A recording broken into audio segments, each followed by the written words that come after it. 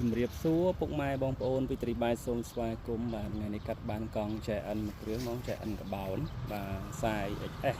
បាទខ្សែ46បងប្អូនមានកង់អាចវាយដូរបាន25ខេត្តក្រុងបាទ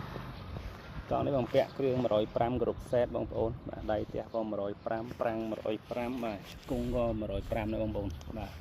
សំណុំស៊ីនបងប្អូនណា2x11បាទអរគុណច្រើនជំរាបលា